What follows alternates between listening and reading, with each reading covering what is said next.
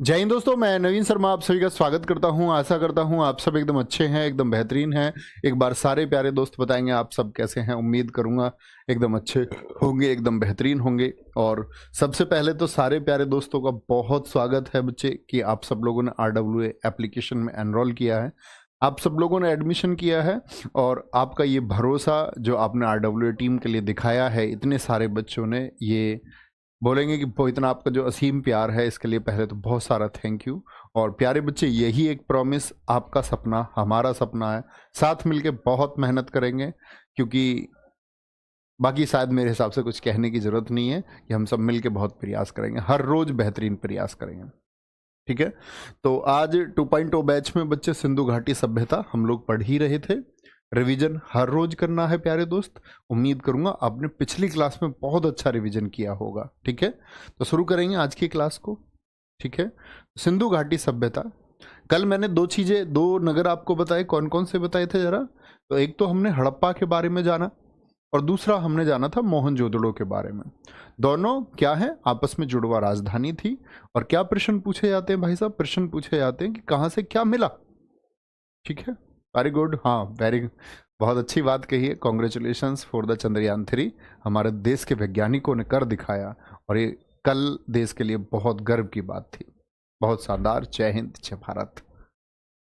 आज हम आते हैं चनहुदड़ो। मैंने आपसे कहा था जब भी मैं किसी साइट का नाम लूंगा तो आप मुझे बताएंगे वो किस राज्य में स्थित है या किस देश में स्थित है। तो हड़प्पा पाकिस्तान के माउंटगेमरी जिले में। अगर हम बात करें दूसरा मोहनजोदड़ो, क्या भारत में है भैया जी, वो भी पाकिस्तान में स्थित है।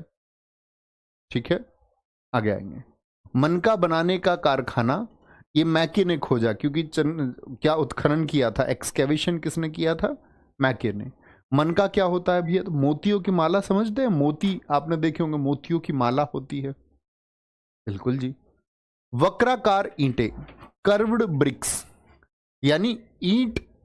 आज आप कैसी ईंट देखते हैं, ऐसी ईंट देखते होंगे आप, लेकिन इस समय पर कर्व्ड ब्रिक्स थी, यानी उनमें कर्व था। जैसे आज आपके फर्श में आपने कभी टाइल्स देखी हो, इस तरह से अगर हम बात करें वक्राकार ईंटें। टाइल्स देखी है आपने, कोई कोई फर्श पे ऐसी टाइल्स लगाए रखता है, आप कहेंगे हाँ भैया देखी है। ये थोड़ी टाइल आड़ी तिरछी बन गई, लेकिन आप समझ पाए होंगे। घर के बाहर गेट के सामने इस प्रकार की टाइल्स होती है, वक्र है वो, यानी उसकी सार पेज नहीं है। क्या बोलेंगे, स्क्वायर में नहीं है, स्क्वायर के फॉर्म में नहीं है, रेक्टेंगल के फॉर्म में नहीं है, आयताकार या वर्गाकार आकार नहीं है। Makeup kit, makeup kit Chanhudaro से मिली है। काजल, लिपस्टिक, बिंदी, पाउडर, कंघी। तो सजने संवरने का सारा सामान कहां से मिला है, पाकिस्तान की चनहुदड़ो साइट से मिला है। मतलब ये मेकअप में आगे थे। जाहिर सी बात है, मतलब कि यहाँ की लड़कियां एडवांस होंगी। आप सोचे आज मेकअप के लिए होड़ है, सबको बाहर जाके मेकअप करना होता है। बाहर जाके नहीं, मतलब बाहर जाने के लिए, तो ये उस टाइम पे कर रहे हैं आज से। दवात, इंकपॉट। इंकपॉट क्या होता है जी, दवात। एक पहले आप जब छोटे रहे होंगे, शायद आपने तो नहीं, लेकिन पहले स्याही और दवात आती थी लिखने की, तो दवात का साक्ष्य यहीं से मिलता है, एविडेंस ऑफ दैट। एकमात्र नगर है जिसमें सुरक्षा दीवार नहीं थी, ये बहुत इंपॉर्टेंट फैक्ट है। मेकअप किट बहुत इंपॉर्टेंट फैक्ट है। सुरक्षा दीवार कैसे भैया, ये थोड़ा समझाएं। जैसे मेरे दोस्त, मैंने आपको बताया कि चनहुदड़ो में कितने दुर्ग रहे होंगे, आप मुझे बताएं। या मैं आपसे पूछूं चनहुदड़ो में कितने टीले होंगे, तो मैंने आपको बताया दोस्त कि धौलावीरा में 3 टीले थे, बाकी सब जगह 2 टीले थे। तो जो टीला होता था, उस टीले पर क्या रखते थे, ये एक सुरक्षा की दीवार, कि कोई बाहरी आक्रमण ना हो, तो सेफ्टी वॉल भी थी। तो जो ये सुरक्षा की दीवार है, जैसे धौलावीरा में 3 थे तो वह 3 सुरक्षा दीवार थी। लेकिन चनहुदड़ो में क्या था कि सुरक्षा की दीवार ही नहीं थी, और सिंधु घाटी सभ्यता का अकेला नगर है। ठीक है, शिल्प उत्पादन के साक्ष्य मिले, यानी कि क्राफ्ट का प्रोडक्शन, क्राफ्ट का अगर मैं बात करूं कि ये लोग प्रोडक्शन करते थे और उसको बराबर में भेजते भी थे, अन्य नगरों में उसका आयात निर्यात भी होता था। अच्छे से नोट करेंगे तब आगे बढ़ेंगे। चलो जी। सर जी वक्राकार ईंटों को क्या गोलाकार? हाँ, देखो वक्र का मतलब है ये शेप आ जाना, और ये गोलाकार ईंटों में भी यही शेप होती है। ये वक्र है, ये वाली शेप जिसी में किसी में भी आए आपका, तो वक्र का आकार यानी कर्व बन गया। गोलाकार में भी क्या है, ये कर्व है, तो बिल्कुल गोलाकार ईंटें हम उनको कह सकते हैं। Very good. कोई दिक्कत, कोई परेशानी इस बात में? अब यहां देखेंगे वक्राकार ईंटों के साथ में मैंने एक स्टेटमेंट और आपको दिया कि बिल्ली का पीछा करते कुत्ते के पद चिन्ह मिले। एक बच्चे ने मुझसे क्वेश्चन पूछा था, जी ये कैसे पता चला बिल्ली का पीछा कुत्ता ही कर रहा था, कि कुत्ते के पीछे बिल्ली नहीं जा रही थी? दरअसल में बिल्ली के फुटप्रिंट्स छोटे, वो नीचे की तरफ, और उसके ऊपर कुत्ते के फुटप्रिंट मिले, तो ये तो प्रूव कर देगा ना कि कुत्ता पीछे पीछे गया है। ठीक है, और उन पद चिन्हों को जब देखा गया तो उतने ही पुराने हैं, सेम डेट के, तो जाहिर होता है कि पीछे गया होगा। उस तरह का पीछा नहीं है ये, कभी सोचने लग जाए, ये घूमने फिरने वाला पीछा है। वेरी गुड, बहुत शानदार। कोई दिक्कत, कोई परेशानी इस बात में? आगे आएंगे। अगला आते लोथल। बताएंगे भाई साहब लोथल किस नदी के किनारे बताया, और भारत के किस राज्य में लोथल मैंने आपको बताया था। बहुत, अगर मैं बोलूं, और जो चीजें बच्चे मैं महत्वपूर्ण मार्क करूं ना आपकी क्लास में, कभी भी जब परीक्षा देने जाओ, आप अपना एग्जाम देने जाओ, तो उन बिंदुओं पर मुख्य ध्यान देना, है ना, बहुत अच्छे से पढ़ के जाना। लोथल को हम लघु मोहनजोदाड़ो बोलते हैं। मोहनजोदाड़ो मतलब मृतकों का टीला, वहां से बहुत नरकंकाल मिले। नरकंकाल आपके लोथल से भी मिले हैं, लोथल से भी कई नरकंकाल आपके मिले। मैंने बोला कि ये लोग सफाई के प्रति सजग हैं। जैसे कि भाई आज हम लोग क्या कर रहे हैं, आज हम लोग सफाई का बहुत ध्यान रखते हैं, तो जो लोथल के लोग हैं वो सफाई के प्रति क्या है, बहुत सजग है, बहुत ध्यान रखते थे। ये एक व्यापारिक नगर था। व्यापारिक नगर हम किसको बोलते हैं? व्यापारिक नगर भाई साहब हम बोलते हैं जहां पर व्यापार काफी होता था। व्यापार, तो व्यापार के लिए तो भैया यहां पर मार्केट रही होगी। तो यहां पर सबसे इंपॉर्टेंट पूछा जाता है प्रश्न बंदरगाह यानी कि गोदीवाड़ा। बंदरगाह यहां पर गोदीवाड़ा की सिंधु घाटी सभ्यता की कौन सी साइट है जिससे एक पोर्ट मिला है? ये भैया जी पोर्ट क्या होता है, बहुत सारे बच्चे जानते होंगे, बहुत सारे मेरे दोस्त नहीं जानते हो। तो बच्चे ये क्या है हमारा, ये वेस्टर्न कोस्ट है। इधर हमारा क्या बोलेंगे, जब आप ज्योग्राफी पढ़ेंगे तो आप पढ़ेंगे कि इधर भैया जी आपका अरब सागर है, अरेबियन सी है। इधर क्या है आपका, बंगाल की खाड़ी है, यानी बे ऑफ बंगाल है, बंगाल की खाड़ी है, बे ऑफ बंगाल। तो आप पढ़ेंगे भारत के 6 बड़े बंदरगाह इस किनारे पर हैं, जैसे गुजरात का आपका कांडला, जिसका नाम दीनदयाल उपाध्याय कर दिया गया, गोवा का मारमा गोवा है, महाराष्ट्र में मुंबई है, नाहवा शेवा है। ठीक है, तो ये आप पढ़ेंगे कि इस साइड में भी 6 हैं और इस साइड में। तो ये जो आपका भाई साहब, अगर मैं बात करूं पोर्ट किस लिए इस्तेमाल होता है, तो आप कहेंगे भैया जी पोर्ट का इस्तेमाल होता है, पोर्ट का इस्तेमाल होता है कि जहाज वहां आकर के रुकते हैं, तो अन्य देशों से जो सामान आएगा वो समुद्र के रास्ते। तो क्या यहां पर भी समुद्र के रास्ते सामान आता था? हाँ जी, मैंने कहा मेसोपोटामिया सभ्यता जो थी प्यारे दोस्त, वहां से ये लोग लेन देन करते थे, वहां से ये लोग लेन देन करते थे, क्योंकि फसलों का इनको ज्ञान हो चुका था, क्रॉप्स की इनको नॉलेज थी। बहुत बढ़िया, बहुत सारे बच्चों ने आंसर दिया है, लोथल गुजरात में है। Very good. घोड़े की हड्डियों के साक्ष्य कहां से मिले? और हाँ, बंदरगाह से एक बात और याद रख लेना, किस साइज का बंदरगाह था? तो क्या बोलोगे, 214 गुणा 36 गुणा 3.3। और पूरी दुनिया में डॉकयार्ड का सबसे पहला पता हमको इंडिया से चलता है। समझ रहे हम लोग कितने उन्नत थे आगे। ये विश्व का प्राचीनतम, ओल्डेस्ट ऑफ द वर्ल्ड है, विश्व का प्राचीनतम।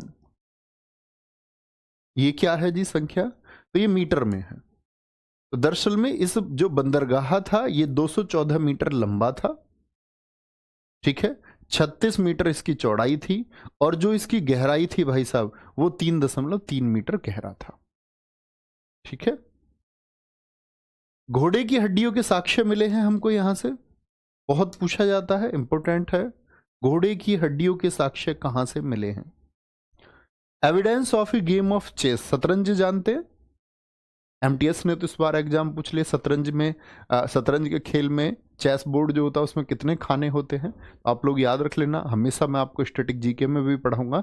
64 खाने होते हैं, उसमें से 32 सफेद होते हैं और 32 काले होते हैं। इस तरह से कुल 64 खाने उसमें होते हैं। ये शतरंज का खेल कहां पर? भारत के लोथल से इसके साक्ष्य मिले। सर उस समय जहाज था, सीधी सी बात है मेरे दोस्त, बंदरगाह जहाज के लिए ही बनाया होगा, आदमी के तैरने के लिए बंदरगाह नहीं बनाया होगा। यहीं से हमको पता चलता है कि इन लोगों के पास टेक्नोलॉजी थी। ठीक है। शतरंज के खेल के साक्ष्य। 3 युगल समाधि मिली है यहां से। युगल का मतलब होता है जोड़ा, तो 3 इकट्ठी युगल समाधि यहां से मिली है। ऐसे ही मैंने आपको बताया था पाषाण काल में भी, आप लोगों को याद हो दमदमा के बारे में मैंने आपको बताया। लेकिन मुझे सिंधु घाटी सभ्यता का कौन सा स्थल है? तो भाई साहब आपका आंसर होना चाहिए क्या? किसके बारे में पढ़ रहे हैं हम? बोले जरा। लोथल के बारे में पढ़ रहे हैं। लोथल, गुजरात का लोथल। हाथी दांत से बनी मेसोपोटामिया की मोहर। हाथी दांत समझते हैं? बहुत महंगा होता है। हाथियों का बहुत शिकार, तो जब सरकार ने हाथी पर बच्चे अगर बोले, हाथी प्रोजेक्ट नहीं आया था 1992 का, उससे पहले हाथियों का बहुत शिकार हुआ है, क्योंकि हाथी दांत की इंटरनेशनल मार्केट में बहुत कीमत थी। तो उन हाथी दांत से ये लोग मोहर बनाते थे। ये पता नहीं कि जिंदे हाथी का दांत निकाल लेते थे क्या मरत हाथी का, इसका कोई साक्ष्य नहीं है। चावल का छिलका कहां से मिला? लोथल से मिला। हड़प्पा सभ्यता का मैनचेस्टर इसको बोलते हैं। मैनचेस्टर, मैनचेस्टर का मतलब ही होता है बच्चे व्यापार की प्रमुख जगह। जैसे उत्तर भारत का मैनचेस्टर हम बोलते कानपुर है। तो मैनचेस्टर शब्द का यूपीएससी परीक्षा और इंटरव्यू में पूछा गया प्रश्न है कि हम लोग अक्सर सुनते दक्षिण भारत का मैनचेस्टर, पूर्व का मैनचेस्टर, उत्तर भारत का मैनचेस्टर। ये मैनचेस्टर शब्द क्या होता है? तो मैनचेस्टर शब्द का अर्थ होता है आपका जो व्यापारिक स्थल है, और यहां तो बच्चा डॉकयार्ड बना हुआ है, तो कितना बड़ा व्यापार यहां रहा होगा। अनाज पीसने की चक्की, क्योंकि फसल का इनको ज्ञान है, तो अनाज क्या कच्चा खाते थे कि पीस कर। सर मोहर क्या होती है? बच्चे कल बताया था मैंने मोहर के बारे में। किसी चीज को अगर मार्क कर दिया जाए वो मोहर होता है। जैसे आपने कभी किसी बड़े बुजुर्ग को राजस्थानी तरीके से आपने देखा हो, हरियाणवी तरीके से, तो यहां गले में मोहर पहने रखते हैं। मोहर, तो वो एक तो मोहर ये होती है मार्क करके, दादा परदादा की निशानी हमारे यहां मिली, सोने की मोहर, चांदी की मोहर। ऐसी ही इनके पास अपनी मोहरें थी। ठीक है, आगे देखेंगे। मम्मी मॉडल, मम्मी जानते हैं? मम्मी का मतलब होता था भाई साहब कि ये लोग मानते थे कि ये व्यक्ति मृत हो चुका है, उसके शरीर पर एक लेप लगा देते थे और एक प्रिजर्वेटिव लगा करके कि इसको संरक्षित या सुरक्षित रखेंगे। डेड बॉडी को रखते थे बहुत समय तक। ऐसा आपने अगर किसी बच्चे ने देखी होगी, हॉलीवुड की एक मूवी है मवी, तो वो जो मम्मी मूवी है उसमें मम्मी उठ जाती है कुछ टाइम के बाद में, सफेद पट्टियां, मैं आपको दिखा देता हूं एक बार। तुम्हारा व्हाट्सएप है?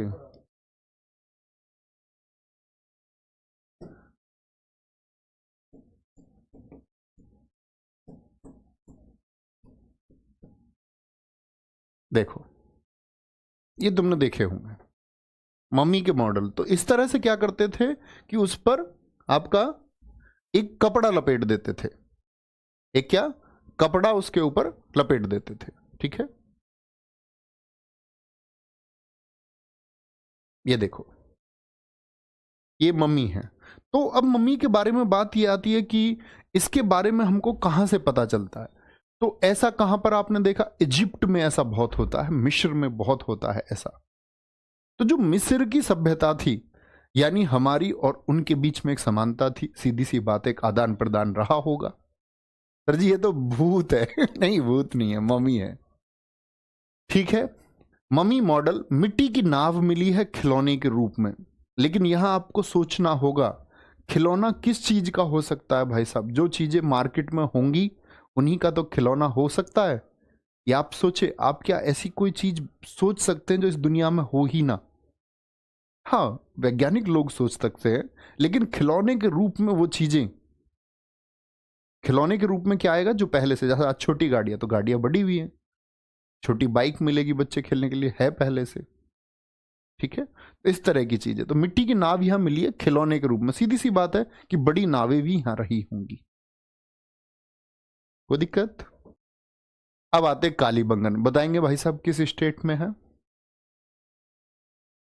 सर मम्मी बनाते थे, हाँ ये रखते थे अपने लोगों को, किसी को प्रेम हो कि मैं अपने को नहीं जाने दूंगा, मैं अपनी बॉडी को रखूंगा, मैं तो नहीं जलाऊंगा अपने चाचा जी की बॉडी को, बोले मेरे वो दूर के रिश्तेदार है, हम तो उनको रखेंगे। उस तरह से वो संरक्षित रखते थे। कई बार तो ये देखा गया है कि इनको संरक्षित रखने के पीछे अनुसंधान कार्य थे, रिसर्च किया करते थे मनुष्य के ऊपर कि मरने के बाद मनुष्य का क्या होता है, उसके शरीर में क्या परिवर्तन होते हैं। मिस्र में बहुत जगह मम्मी इसीलिए बनाई गई, बॉडी को, व्यक्ति को मरने के बाद भी उसके शरीर को सुरक्षित रखने का जो प्रयास है वो अनुसंधान के लिए किया गया। बहुत बढ़िया, राजस्थान आप लोगों ने आंसर किया है। कालीबंगन का अर्थ क्या होता है? काली का अर्थ काली, बंगन का मतलब चूड़ियां, राजस्थान का है। बहुत बढ़िया, ये हमने कल की क्लास में पढ़े थे कि ये कहां से है। यहां से क्या मिला है? जुते हुए खेत और चूड़ियों के साक्ष्य मिले हैं।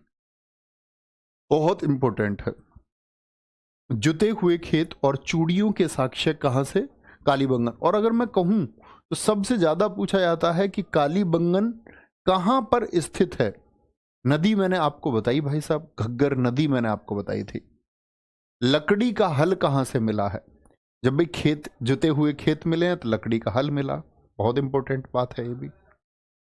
7 हवन कुंड या वेदिकाएं कहां से मिली है? यानी कि पूजा भी ये लोग करते थे। मैंने कहा ना कल कि पशुपति की पूजा होती थी। पशुपति कौन है? भगवान शिव का एक रूप माना गए हैं, उनकी पूजा करते थे। तो हवन कुंड भी मिले हैं, हवन आदि भी करते थे। ठीक है, ऊंट की हड्डियां कहां से मिली हैं? ऊंट की हड्डियां, घोड़े की हड्डियां भी बोला मैंने लोथल से। एक पूछा जाता है, ये कहीं किनारे पे आप लिख लेना, घोड़े का अस्थि पंजर, शायद होगा आगे। घोड़े, सासुर कोटला है, मैंने शामिल किया था स्लाइड में आपकी, में लिखने की जरूरत नहीं, आएगा। ठीक है, 7 हवन कुंड और ऊंट की हड्डियां। ऊंट की हड्डियों के साक्ष्य कहां से मिलते हैं? तो हम कहेंगे भैया जी कालीबंगन से मिलते हैं। कहां से? कालीबंगन से, लिखेंगे। बहुत बढ़िया।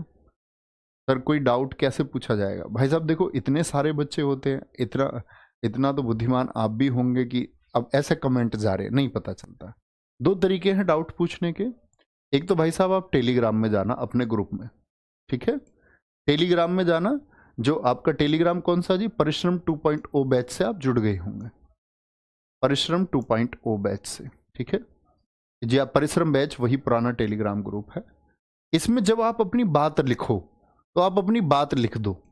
बात लिख के बच्चे, जब आप टाइपिंग का @ होता है वो दबाएंगे तो बहुत सारे नाम आएंगे। जैसे मेरा नाम आएगा @ नवीन, इतना भी लिखोगे तो उसमें आ जाएगा नवीन शर्मा RWA, ये आएगा नवीन शर्मा RWA। @ लगाओ टेलीग्राम में, वो मुझ तक आ जाएगा। प्यारे बच्चे, समय की व्यवस्था होती है तो इधर उधर की बातें ना करना प्लीज। जब सॉल्यूशन ना मिले कोई, भाई अब ऐसे नहीं पूछना, आप मान के चलो यही बात मैंने बता दी जुते खेत, तो आप कल को ये पूछें जुते हुए खेत कहाँ से मिले। तो जनरल बातें जो आपकी रिसर्च की है वो आप कर लेना। जब आपका डाउट ऐसा है कि आपको कोई सॉल्यूशन नहीं मिल रहा तो मुझे टैग कर दे, ठीक है, मैं आपका हर एक बच्चे का @ का जवाब दूंगा। ठीक है, ऐसे नहीं अब तुम हाय हेलो करने लग जाओ उसमें, तो उसका भी कोशिश करेंगे देने का। एक तरीका ये है। दूसरा तरीका ये है कि आप मेरे इंस्टा पर जा सकते हैं, वहां पर जाकर क्या करें, ग्रीन स्टोरी जो बच्चे चलाते हो उनके लिए है। ग्रीन स्टोरी की उस बात में कह रहा हूं क्योंकि बहुत सारी बातें ऐसी होती हैं दोस्त कि आप टेलीग्राम पे नहीं कह सकते। ओपन प्लेटफॉर्म पर नहीं कह सकते। मैं मानता हूं कि मेरे जीवन की परिभाषा आप बच्चों की वजह से है। तो आपके किसी भी एक चीज का हल अगर मैं कर सकता हूं तो वो मेरे जीवन के लिए सबसे बड़ी बात होती है। तो ऐसी कोई समस्या, कोई परेशानी है कि आप नहीं कर सकते सबके सामने, कोई भी दिक्कत है मेरे दोस्त, आप अपने भाई से कह सकते हैं। ग्रीन स्टोरी पर जाकर के आप इंस्टा पर ऑफिशियल है, बस नाम वही है, यहां लगाएंगे ऑफिशियल @नवीन, नहीं सॉरी अंडरस्कोर है, डैश नहीं है, नीचे वाला है नवीन _शर्मा और अंडरस्कोर नीचे जाकर के RWA। ठीक है, इस पर आप ग्रीन स्टोरी लगा सकते हैं आराम से। ठीक है, चलेंगे। भूकंप के साक्ष्य कहां से मिले हैं? भूकंप के साक्ष्य भैया जी लाइव कितने लाइव हैं बच्चे? 16,000 बच्चे, 16,000। आओ, भूकंप के साक्ष्य एविडेंस ऑफ अर्थक्वेक कहां से मिला है? यानी भूकंप आते थे, बहुत इंपॉर्टेंट बात है। लकड़ी की बनी नाली कहां से मिली है? इंपॉर्टेंट बात है क्या? क्योंकि बच्चे सिंधु घाटी सभ्यता में जहां कहीं से भी नालियां मिली वो पक्की नालियां मिली। सिर्फ एक ही जगह है जहां लकड़ी की बनी नाली मिली। तो भैया लकड़ी की अगर नाली है तो इसमें तो फिर दीमक लग जाती होगी। तो मैंने कहा सिंधु घाटी सभ्यता के लोग वाटर प्रूफिंग में भी आगे हैं। आज आप मोबाइल बना रहे, वाटर प्रूफ मोबाइल है, वो उस समय जानते थे उस बात को।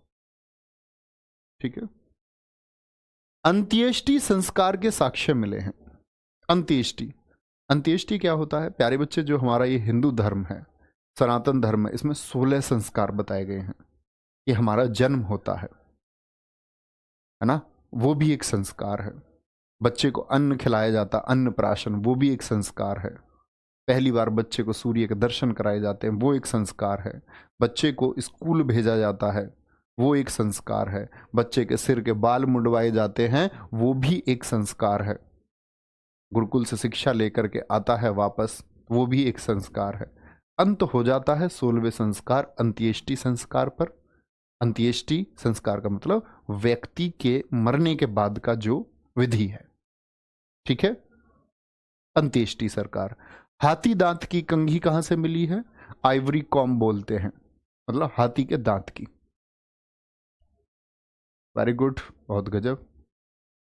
विवाह भी तो एक संस्कार होता है, बहुत अच्छा लिखा अभिषेक पांडे जी, बिल्कुल विवाह भी एक संस्कार है। वेरी गुड, अंत्येष्टि संस्कार मतलब अंतिम संस्कार है। चले जी आगे आगे। अब आते हैं धौलावीरा पर। धौलावीरा बताएंगे कहां पर? मैंने आपको बताया किस राज्य में है। सर इंटरनेट में क्लास पूरी, भाई साहब ऐसा ना करना। देखो 3 या 4 क्लास लेके अगले 3 महीने में आप सिलेक्शन नहीं ले सकते। आपके लिए बड़ी लिमिटेड 7 क्लास ली गई हैं। 7 क्लासेस लीजिए, 3-4 घंटे रिवीजन कीजिए, 12 घंटे पढ़ने का कम से कम मादा रखिए दोस्त। और इस तरह की इंटरनेट जैसी समस्याओं के लिए ऑनलाइन एजुकेशन में आप कहेंगे तो हम आपको इंटरनेट तो नहीं दे पाएंगे दोस्त, इतना तो आप भी जानते हैं। ये सारी चीज़ें आपको मैनेज करनी होंगी और बच्चा इतनी क्लास तो लेनी होंगी अगर सिलेक्शन चाहते हो तो। 2 घंटे पढ़ के सिलेक्शन लेना चाहते हो 2 क्लास से, गलत वे पर हो। कल इस चीज़ का अफसोस होगा, तो मेहनत कीजिए। ये शिकायतें मुझे नहीं मिलनी चाहिए किसी की, फिर तुम हमारे प्यारे बच्चे नहीं हो जी। बोले 7 घंटे पढ़ना तो पड़ेगा भाई साहब, बगैर पढ़े सिलेक्शन थोड़ी होगा। गुजरात में बच्चों का आंसर आया, नीतू जी, नवदीप, एकता, अभिषेक, जाहिद, एकदम सही आंसर है। जल प्रबंधन व्यवस्था कहां पर थी? Water management. और एक जलमार्ग बनाया इन्होंने पानी को इकट्ठा रखने के लिए, 24 मीटर चौड़ा और 70 मीटर लंबा। मतलब पानी को स्टोर भी कर रहे हैं। आज गवर्नमेंट प्रोग्राम चल रही है हमारे देश में कि जल स्थिरता करो, पानी को बचाओ, लेकिन ये उस समय पर वाटर का मैनेजमेंट कर रहे हैं। नालियां सबसे बेहतर धौलावीरा में है, ड्रेनेज सिस्टम है, नालियों में पानी कहीं रुका नहीं मिलता धौलावीरा में। सुनामी के साक्ष्य कहां से मिले हैं? धौलावीरा से। सुनामी जानते हैं? जब समुद्र की लहरें बहुत ऊंची उठ जाती हैं, इसको हम सुनामी कहते हैं। बहुत बढ़िया। एक बच्चे का नाम दिखाएं जरा, कितना अच्छा आंसर लिखा है। 40वीं साइड जिस बच्चे ने लिखा, ऊपर गया थोड़ा, माउस बदलो इसका, खराब है तो। बहुत बढ़िया अभिषेक जी, उन्होंने कहा है कि ये 40वीं साइट है धौलावीरा। मैंने आपको बताया था भीमबेटका कौन सी साइट मैंने आपको बताई थी, जरा बताएं, जहां से रॉक पेंटिंग सेलकृत चित्र मिले हमको। तो मैंने आपको बताया था कि भारत में 40 स्थल हैं और धौलावीरा ये 40वां स्थल है, 40वीं साइट है। सुरकोटड़ा, अभी मैं आपको घोड़े की बात कर रहा था। घोड़े, हाथी, भेड़ियों की हड्डी, या हम बोले घोड़े का अस्थि पंजर, यानी पूरा एक कंकाल, सिर्फ हड्डियां हड्डियां। घोड़े का अस्थि पंजर कहां से मिला है? घोड़े का अस्थि पंजर, स्केलेटन ऑफ हॉर्स, तो वो सुरकोटड़ा से मिला है। कहां से? सुरकोटड़ा से। बनावली बताएंगे भाई साहब किस स्टेट में है। हाथी दांत की कंघी, आप कहेंगे भैया हाथी दांत की कंघी सब जगह मिल रही है क्या, तो पूछा जाएगा। तो कभी ऐसा प्रश्न आपसे नहीं बनेगा कि हाथी दांत की कंघी और तीनों को रख दे कि यहां भी मिला यहां भी मिला। एग्जामिनर इतना मूर्ख तो नहीं हो सकता ना। तो वो हाथी दांत की कंघी ऐसे विवादित प्रश्नों को पूछता ही नहीं है, कभी भी ना पूछे गए आज तक। जौ के दाने बनावली से। मिट्टी का हल खिलौने के रूप में कहां से प्राप्त हुआ है? बनावली से प्राप्त हुआ है, बनावली से, ठीक है, बनावली से प्राप्त हुआ है। बहुत बढ़िया, वेरी गुड। हरियाणा हरियाणा हरियाणा, बहुत सारे दोस्तों का आंसर आता हुआ, वेरी गुड, गजब। नोट करेंगे भाई साहब ये, तब आगे बढ़ेंगे। बहुत सही उत्तर देते हुए आप, ये आपके ध्यान को दर्शाता है कि आप हर रोज रिवीजन करते हैं। आपकी रेस खुद से है दोस्त, है ना। कभी भी अपनी मेहनत को कमजोर ना होने दे, फालतू के मोटिवेशन में कभी ना पड़े। कुछ बच्चे यंग एज में मोटिवेशन के चक्कर में रहते हैं, दूर रहना इस सब से। एक सिंगल स्ट्रेटजी, सिलेक्शन होगा तो अध्ययन करना होगा, अध्ययन बगैर भटके होगा, मोटिवेशन से दूर रह के होगा। क्योंकि आप लोगों को पता होना चाहिए कि आपको इस जॉब की ज़रूरत है इस फ्यूचर के लिए, तो आप कहेंगे हाँ जी ज़रूरत है, बस इतना भर मोटिवेशन काफ़ी है जागे हुए व्यक्ति के लिए। और जो सोया हुआ है वो लाख मोटिवेशन की पंक्तियां सुने, कुछ हो नहीं सकता। पूरी दुनिया सुनती है मोटिवेशन की लाइन, क्या सब बेहतर कर जाते? नहीं, वो तो एक सॉल्यूशन नहीं है दोस्त। सॉल्यूशन क्या है? आपकी मेहनत, सुबह उठिए, ऊर्जा से भरिए और पढ़ाई में लग जाइए। क्या बोलेंगे? मिट्टी का हल खिलौने के रूप में कहां से? बनावली से मिला है। कोई दिक्कत, कोई परेशानी? आ गए। अच्छा, मुझे एक बात बताएं, हमने अब जितना कुछ भी पढ़ा ये सब हमने किस में पढ़ा है? सारा का सारा हमने पढ़ा सिंधु घाटी सभ्यता में। सिंधु घाटी सभ्यता किस में आती है, जरा बताएंगे? कौन से इतिहास में आती है? प्राके ऐतिहासिक में या आध्य ऐतिहासिक में? सिंधु घाटी सभ्यता, मैंने बोला इसकी लिपि जो है, क्या बोला था मैंने? इसकी जो लिपि है भाई साहब, सॉरी, एक चीज यहां पर छूट रही है, यहां पर आएंगे। वैदिक सभ्यता बाद में देखेंगे। तो हमने जितना भी ये अब तक पढ़ रहे हैं, हम पढ़ रहे हैं आपका आद्य ऐतिहासिक काल, प्रोटो हिस्टोरिक पीरियड को। अब आते हैं सामान्य जानकारी किसकी? सिंधु घाटी सभ्यता की। इंडस वैली सिविलाइजेशन के बारे में और क्या कुछ है आप लोगों के लिए जानने के लिए। टाइम कौन से में चल रहे हैं बच्चे हम? 2500 से लेकर के 1750 में। Very good. एक बच्चा कह रहा है कि हम इसको ओल्ड स्टोन एज में पढ़ रहे हैं। गलत बात है मेरे दोस्त। Old stone age, middle stone age, new stone age, ये सब तो प्री हिस्टोरिक पीरियड में थे, प्राक ऐतिहासिक काल में थे। हम आधे ऐतिहासिक पर आ गए ना, कि जहां लिपि का ज्ञान तो था लेकिन पढ़ा नहीं गया। एक बच्चे ने गलत दिया, वैसे ज्यादातर ने सही उत्तर दिया है। गलती नहीं करनी है किसी को भी। सामान्य जानकारी भैया, सिंधु घाटी सभ्यता के जो लोग थे ये कैसे थे? तो शाकाहारी और मांसाहारी दोनों थे। सामान्यतः मकान निर्माण जो ये करते थे, मकान निर्माण में, मकान निर्माण करते थे, हाँ जी, मकान निर्माण में ईंटों का प्रयोग करते थे। किसका? ब्रिक्स का यूज करते थे, ब्रिक्स का। सामान्यतः मकान निर्माण में ईंटों का प्रयोग करते थे और उनका जो रेशियो रहता था ईंटों का, वो रेशियो रहता था भाई साहब 4:2:1। बहुत बार एसएससी ने पूछा है सिंधु घाटी सभ्यता में मकान निर्माण में ईंटों का अनुपात क्या रहता था? मतलब कि ईंट की लंबाई इस तरह से 4 रेशियो में है, इंच में अगर काउंट करें हम, या मैं तुमको परफेक्टली बताऊं तो क्या मेजरमेंट रहती थी? 27 गुणा 13 गुणा 6, सॉरी 27 गुणा 13 गुणा 6, ये परफेक्ट मेजरमेंट था इनका, 6 सेंटीमीटर। यानी देखो इसका 2 गुना है लगभग, यही तो आप अनुपात में पढ़ते होगे, 6 दूनी 12, और ये इसका 2 गुना, 13 दूनी 26, ये इसका 2 गुना, ये इसका 2 गुना, यानी 27 सेंटीमीटर की ईंट होती थी। ईंट की जो चौड़ाई है वो 13 सेंटीमीटर होती थी, और ईंट की जो आपका ये लंबाई हो गई, ये चौड़ाई हो गई, और ये ईंट की मोटाई हो गई। मोटाई क्या बोलोगे? मोटाई। इतनी मोटी ईंट होती थी, तो ये ईंट का क्या बोलेंगे? ईंट का वहां मेजरमेंट था।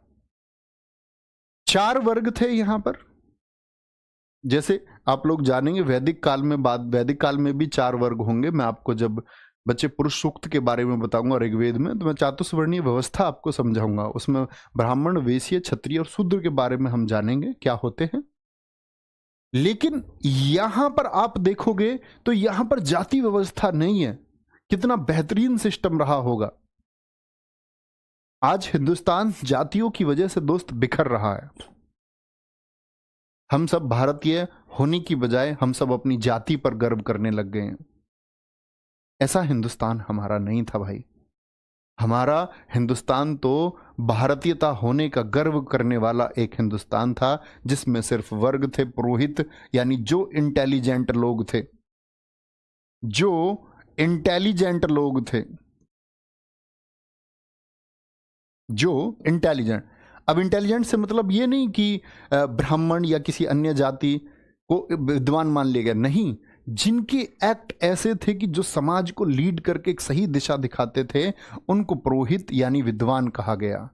एक योद्धा वर्ग रखा गया कि ये रक्षा के लिए लड़ता है। आज सड़क पर जाती किसी बहन को कोई परेशान कर रहा है, और अगर कोई व्यक्ति उसके खिलाफ आवाज उठाता है कि तुम ये परेशान इनको नहीं कर सकते, वो व्यक्ति योद्धा है। जो गलत के खिलाफ आवाज उठाए या जो सुरक्षा की भावना के लिए काम करे, वो हर एक व्यक्ति योद्धा है। तो इन्होंने वो क्लास बनाई, ये योद्धा है। व्यापार करने वाले लोग, जो शिल्पकार थे, वो व्यापारी कहे गए, और जो लोग काम करते थे वो किसी भी जाति का हो, उसको श्रमिक कहा गया। ठीक है। सभ्यता के पतन का कारण क्या रहा? ये जो सिंधु घाटी सभ्यता है, ये आज क्यों नहीं है? ये कहाँ खत्म हो गई? इतने उन्नत लोग कैसे खत्म हो गए? तो अलग अलग इतिहासकारों ने बहुत सारी चीज बताई। तो बोले कि सभ्यता के पतन का कारण बाढ़, या फिर आपका क्लाइमेट चेंज हो गया, या जलवायु परिवर्तन हो गया। ठीक है, क्योंकि सुनामी जैसे साक्ष्य भी मिले, तो ये देखा गया होगा कि कोई बाढ़ आई। भूकंप के साक्ष्य मिले, तो बहुत सारे लोगों ने भूकंप को बताया जिम्मेदार, कि भूकंप आया और सारी सिंधु घाटी सभ्यता। सबसे ज्यादा लोग जो तर्क देते हैं वो बाढ़ को मानते हैं। फ्लड की वजह से ये डूब गई, सिंधु घाटी में फ्लड आ गई।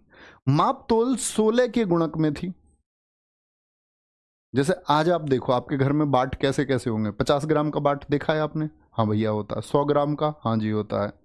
और 100 ग्राम के बाद कितने ग्राम का बाट आपने देखा? 200 ग्राम का होता नहीं होता? होता है जी। 250 ग्राम का होता है? हाँ जी होता है।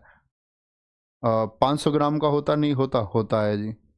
1000 का होता? हाँ जी। तो 50 के गुणक में आज माप चल रही है, 50 के गुणक में। ठीक है, या हम बोल सकते हैं कुछ दुकानदारों के पास 10 ग्राम और 20 ग्राम के बाट भी होते हैं, या हम कहें 10 के गुणक में। लेकिन यहां पर 16 के गुणक में थी। कैसे? 16 ग्राम का बाट देखा गया, 32 ग्राम का बाट देखा गया, 64 ग्राम का बाट देखा गया। ठीक है, 16 के गुणक में। इस तरह से 160 ग्राम का बाट भी था। हाँ देखो, 250 लिखने लग गए सब। चलो, कोई परेशानी? हड़प्पा लिपि से लगभग 400 अक्षर पाए गए हैं। कितने? 400 अक्षर टोटल, जो पढ़े नहीं गए। कैसी लिपि मैंने आपको बताई थी? तो आप कहेंगे भैया जी आपने बताई थी भाव चित्रात्मक, पिक्टोग्राफी, भाव चित्रात्मक। और कभी पूछे सबसे ज्यादा यू प्रकार के अक्षर, किस प्रकार के अक्षर मिले हैं सिंधु घाटी सभ्यता से? यू प्रकार के अक्षर, वर्ड्स ऑफ यू टाइप, और मछली के चिन्ह वाले, लगभग मछली के चिन्ह वाले अक्षर यहां से मिले हैं। मछली के चिन्ह और यू प्रकार के अक्षर पढ़े नहीं गए हैं, पता नहीं क्या कहना चाहते हैं, कभी पढ़े जाएंगे तो हो सकता है कोई चमत्कार पैदा हो, पॉसिबली। ठीक है, very good. Sir Mohenjodaro movie में कितनी सच्चाई? मैंने देखी नहीं है भाई साहब, देखता तो बता पाता।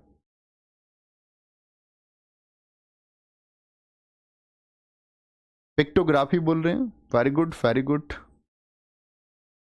वेरी गुड बच्चे। एक और, हाँ, एक रिक्वेस्ट और आप सबसे, जैसे मैं एक बच्चे का देख पा रहा हूँ क्वेश्चन, नाम नहीं पढ़ूंगा मैं ऐसे, आप अपना नाम पढ़वाने के चक्कर में पूरे बैच में प्रयास कर लेना, मैं अपनी इच्छा से ही नाम पढ़ूंगा। जिसका ये भाई साहब नाम दिखा देंगे शिवम वशिष्ठ जी, उसका नाम मैं पढ़ सकता हूँ, या जो मुझे दिख जाएगा। कुछ बच्चे अपना नाम पढ़वाने के चक्कर में कमेंट करते रहते हैं, रियली सॉरी, मैं नहीं पढ़ पाऊंगा दोस्त आपका नाम। कुछ बच्चे ये लिखते हैं आप रिप्लाई नहीं करते, तो बच्चा मैं पढ़ाने के साथ में आपकी सारी बातों का जवाब नहीं दे सकता। उसके लिए मैंने बता दिया, डाउट ग्रुप है, क्लास की टाइमिंग बहुत इंपॉर्टेंट है, क्लास में फोकस करना है। ये मेरी हाथ जोड़ के रिक्वेस्ट है तुम सबसे, ये उन बच्चों से मेरी रिक्वेस्ट है जो अपना सिलेक्शन चाहते हैं, वो एटलीस्ट इसको फॉलो करें। सारे बच्चे मैं जानता हूं कि बात को नहीं मान सकते, सबको अपना नाम बुलवाने की अभी मैच्योरिटी लेवल पे नहीं पहुंचे वो बहुत सारे लोग तुम में से, उनको बस अपना नाम बुलवाना होता है, तो वो तो हरकतें और शरारतें करेंगे। बस मैं उम्मीद करूंगा अच्छे बच्चों से कि वो ऐसी शरारतें ना करें। ठीक है, आगे आएंगे। कोई परेशानी, कोई दिक्कत? बहुत बढ़िया, ये बहुत सही है। आगे आएंगे। आर्यों का आगमन स्थल।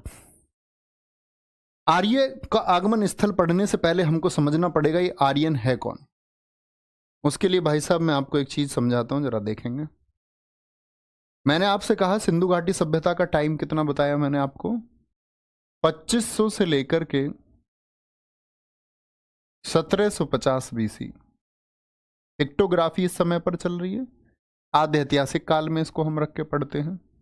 इसके बाद में आद्य ऐतिहासिक काल का दूसरा हिस्सा मैंने आपको कौन सा बताया था, बोलेंगे भाई साहब? प्रोटो हिस्टोरिक पीरियड का दूसरा हिस्सा मैंने कौन सा बताया था? हम इतिहास में एकदम किलम से चल रहे हैं। प्रोटो हिस्टोरिक पीरियड यानी आद्य ऐतिहासिक काल का एक हिस्सा तो सिंधु घाटी सभ्यता था, और दूसरा हिस्सा भाई साहब कौन सा था? तो मैंने आपसे कहा था वैदिक सभ्यता। कौन सा? वैदिक सभ्यता। वो सभ्यता जिस समय वेद लिखे गए, जिस समय, या बात करें जिस समय की नॉलेज हमको वेदों के द्वारा होती है, जिसका सबसे बड़ा स्रोत वेद है। सर जी हैंडराइटिंग की वजह से इतिहास के नोट्स, मैंने कल बच्चे के नोट्स देखे, जब आपने कल बोला था बच्चे की हैंडराइटिंग एकदम समझने योग्य है, कोई दिक्कत नहीं है नोट्स में। हो सकता है मेरे दोस्त आपकी राइटिंग बहुत खूबसूरत हो उस बच्चे से, लेकिन ऐसा कुछ भी नहीं है उसमें जो समझने योग्य ना हो, कुछ भी नहीं। मैंने पढ़ा है, मुझे पूरे सारे अक्षर साफ दिखते हुए, शब्द सारे साफ दिखे। मैं सोच रहा था कि अगर खराब राइटिंग होगी तो किसी अच्छे बच्चे को लगाएंगे, लेकिन राइटिंग एकदम समझने योग्य, एकदम साफ है। हाँ, ये अच्छा हो सकता है कि आप में से किसी की राइटिंग उस बच्चे से अच्छी हो तो फिर उसको थोड़ा अखर सकती है। वैदिक सभ्यता कौन सी है भाई साहब हमारी, जिसमें वेदों की रचना हुई है? तो हम वैदिक सभ्यता को पढ़ेंगे। वैदिक सभ्यता के भी दो पार्ट मैंने आपको बताए थे, कौन कौन से जरा बताएंगे? वैदिक सभ्यता को हमने बांटा था भाई साहब आपका पूर्व वैदिक काल, प्री वैदिक पीरियड, और पोस्ट वैदिक पीरियड, उत्तर वैदिक काल में। इसका समय मैंने बताया था आपको 1500 से 1000 ईसा पूर्व हुआ। इसी को हम ऋग्वेदिक काल बोलते हैं, ऋग्वेद का काल बोलते हैं। ऋग्वेद की रचना इस समय हुई 1000 से 600 ईसा पूर्व। इसको हम उत्तर वैदिक काल को लोह युगीन सभ्यता कहते हैं, और लोहे के उपयोग के साक्ष्य मैंने आपको बताया था अंतरजी खेड़ा से मिले। ये चीज मैं आपको बता चुका हूं पहले ही, फिर से लिखना चाहते हैं लिख सकते हैं, नहीं तो कोई ज़रूरत नहीं है, क्योंकि ये विभाजन हम पहले ही कर चुके हैं। सागर फौजी बहुत अच्छा आंसर आपने दिया है कि वैदिक सभ्यता को दो हिस्सों में बांटा गया है। देखो सारे बच्चे कह रहे हैं सर नोट्स एकदम ठीक बन रहे हैं। हाँ एकदम ठीक है, कोई दिक्कत, कोई परेशानी? थोड़ा पता है जीवन में ये बोलते हैं, मैंने बच्चों को एक सिद्धांत बताया, आप जीवन में आगे जाना चाहते हो तो ये एक चीज खत्म कर देना, शिकायत, कंप्लेंट। ये जिसके जीवन में नहीं है वो उतना आगे गया। हम बार बार घर में इरिटेट होते रहते हैं, हम घर के लोगों से लड़ते रहते हैं, क्योंकि हमको किसी न किसी बात पे शिकायत हो जाती है। किसी बच्चे को नोट्स की शिकायत है, किसी को ये जी मेरा तुम लोगों ने 7 घंटे क्लास क्यों चला दिए। कोई अगर 3 घंटे चलाते तो ये बोलता है जी 3 घंटे में सिलेबस कैसे हो जाएगा, क्या पागल बना रहे हो। कोई बोलेगा जी मेरा नेट खत्म हो रहा है, कोई कुछ बोलेगा, कोई बोलेगा मेरी क्लास छूट गई है, मेरा रिवीजन नहीं हो रहा है। तो ये शिकायतें आपको नहीं होनी चाहिए जीवन में। यू आर मानव, अब मनुष्य हो। मैंने तुमको बताया कि कॉग्निटिव रिवॉल्यूशन अकेला तुम्हारे अंदर हुआ। तुम पिंजरे में होते तो क्या अच्छे लगते? नहीं।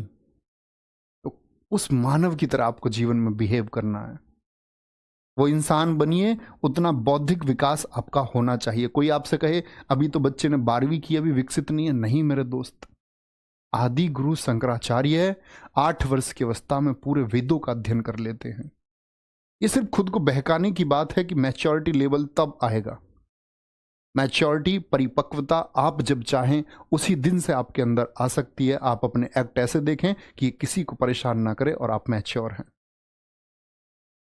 मुझसे पता है बहुत सारे लोगों से मेरी बात होती थी, कहते थे कि 10th और 12th लेवल की जो परीक्षाएं, इन बच्चों को ऊपर ऊपर से पढ़ाओ। और इस इंडस्ट्री के मैक्सिमम टीचर्स का कॉन्सेप्ट यही था कि बच्चों को ऊपर ऊपर से पढ़ा दो, इनको थोड़ा थोड़ा पढ़ना अच्छा लगता है। तो मैंने बच्चों का वो बौद्धिक जो नजरिया था उसको बदलने का प्रयास किया। मैंने कहा नहीं, ये कौन कहता है कि 12वीं पास एक बच्चा ज्ञानी बच्चा नहीं हो सकता, वो नहीं सीख सकता। वो सीख सकता है। उसको आप ये बोलो कि भाई साहब आपको सीखना चाहिए। कौन कहता है कि आप ग्रेजुएशन होने के बाद ही सीखेंगे, पोस्ट ग्रेजुएट हो जाएंगे तभी सीखेंगे? नहीं, ऐसा कुछ नहीं है। हमेशा सीखने का प्रयास कीजिए, आपके अंदर वो क्षमता है, लेकिन शिकायतें ना रख के और आगे चलिए। ये समझे विभाजन? तो यही हमको पढ़ना है। पहले पूर्व वैदिक काल पढ़ेंगे, पहले पूर्व वैदिक काल पढ़ेंगे, हम आपका आएंगे। तो जो ये वैदिक काल है, वैदिक काल है, एक और बात आपको समझा दूं इससे पहले। मैंने अभी बोला आपसे वैदिक काल, वैदिक काल का समय बताएंगे। वैदिक पीरियड कौन सा है? वैदिक काल भाई साहब, जो क्या बोला मैंने, 1500 से लेकर के 1000 के बीच का है। और वेदों की रचना इसी समय पर हुई, इसीलिए इसको वैदिक काल हम कहते हैं। वेद रचना, ये वेद रचना किसके द्वारा हुई? आर्यों के द्वारा हुई। क्या बोलेंगे? आर्यों के द्वारा। हालांकि वेद एक अलग टॉपिक होगा, उसको हम अलग से पढ़ेंगे। तो हम कहते हैं ये जो समय है ये आर्यंस का समय है। आर्य कौन है? इसके ऊपर इतिहासकारों के बीच में एक लंबी बहस है, बहुत लंबी बहस है। आर्य कौन लोग हैं? हु इज आर्य? कौन है ये? कहां से आए इंडिया में? कहां से आए? अब तो ये रिसर्च खत्म ही हो चुकी है कि कहां से आए। बड़े सब लोगों ने अपने अपने मत लिखे हैं। हम ये सोचते हैं कि भैया ये हिंदुस्तान है, इसमें पहला आदमी तो कहीं आया होगा। तो पहला आदमी दोस्त माना गया है कश्मीर से, कि उस कश्मीर वाले, सिंध वाले क्षेत्र में पहले, सबसे पहले आकर के लोग बसे। तो लोग बसे तो भैया कहां से आकर बसे? तो सब लोगों ने अपने अपने तरीके से मत दिए। पंडित बाल गंगाधर तिलक, उन्होंने बोला ये जो आर्य लोग हैं ये उत्तरी ध्रुव से आए, नॉर्थ पोल से आए। क्यों? क्योंकि उन्होंने कहा महाभारत में जब सुमेरु पर्वत का वर्णन आता है, और वह सुमेरु पर्वत कहां पर स्थित है? अंटार्कटिका में, उत्तरी ध्रुव पर स्थित है, जहां 6 महीने और 6 महीने दिन और 6 महीने रात का वर्णन है। वह महाभारत में भी देखने को मिलता है। वह यहां उत्तरी ध्रुव पर देखने को भी मिलता है। बोले कि इनके दोनों की चीजें सेम सेम है, तो उत्तरी ध्रुव से आए हैं पक्का। सब लोगों ने रहन सहन के हिसाब से बोला। तो ऐसे ही बहुत सारे मत जो आए, स्वामी दयानंद सरस्वती तिब्बत से बताते हैं, यहां देखेंगे। आर्यों का आगमन स्थल, आर्यों ने इस व्यवस्था को जन्म दिया। कौन सी व्यवस्था को? वैदिक व्यवस्था को जन्म दिया। आर्य शब्द का सबसे पहले प्रयोग 1853 में मैक्स मूलर ने किया। Max Muller. और सबसे ज्यादा कथन किसके मान्य है? मैक्स मूलर के। लेकिन आज के बाद तुम इस बात को मत कहना, क्योंकि नई रिसर्च जो सामने आई है इतिहास की, वो मैं आपको बताने वाला हूं थोड़ी ही देर में। वो दिक्कत सर जी 1000 से 600 होगा बच्चे, वो उत्तर वैदिक काल होगा, वो उत्तर वैदिक काल होगा। ठीक है। आर्य शब्द का अर्थ क्या होता है? श्रेष्ठ, बेस्ट। आर्य जाति को कहा गया बेस्ट या श्रेष्ठ के अलावा आपको परीक्षा में हो सकता है बच्चे कुलीन वर्ग लिखा मिल जाए। ये सब बेस्ट के ही वर्ग हैं। कुलीन, अभिजात्य लिखा मिल सकता है। अभिजात्य की श्रेष्ठ का क्या अर्थ है? कुलीन, अभिजात्य मिल सकता, उत्कृष्ट बोल सकते हैं। ये सब एक दूसरे के पर्यायवाची शब्द हैं। मैक्स मूलर, अब ये कुछ स्टेटमेंट आ गए। मैक्स मूलर साहब कहते हैं कि आर्य आए हैं मिड एशिया से, मध्य एशिया से। मध्य एशिया से, मध्य एशिया से मतलब क्या है भैया? मिड एशिया से। तो ईरान और इराक से इन्होंने बताया कि ईरान और इराक से आए और भारत में बसे। अब प्रश्न यह है कि ईरान और इराक में कहां से आए थे? तो उन्होंने ओरिजिन ही वहीं से माना कि इन जो विकसित मानव हैं, जो श्रेष्ठ मानव हैं, इनका विकास सबसे पहले ईरान और इराक में हुआ। उसके बाद में भारत आए, मिड एशिया से इंडिया आए। ये किस आधार पर कहते थे इस बात को? इनका आधार था ईरान का प्रमुख ग्रंथ है, ईरानियों का प्रमुख ग्रंथ है एक जिंदा अवस्था। क्या बोलोगे? ईरानी ग्रंथ है, बहुत बार एसएससी ने भी प्रश्न पूछा है, जिंदा अवस्था किस धर्म का पवित्र ग्रंथ है? ईरानी ग्रंथ जिंदा अवस्था। तो जिंदा अवस्था और आपका जो हमारा ऋग्वेद है उसमें काफी सिमिलरिटीज हैं, काफी समानताएं हैं। उसी को आधार मान लिया उन्होंने। बोले इन्होंने ऋग्वेद की रचना की तो ऋग्वेद में बहुत सारी चीजें ऐसी हैं जैसी कि आपको देखने को मिलता है जिंदा अवस्था में भी हैं। दोनों सिमिलर हैं, दोनों लगभग समान हैं, तो समान लोगों ने ही रचना की होगी, एक ही माइंड सेट के लोग हैं, तो जगह भी मिलती हैं।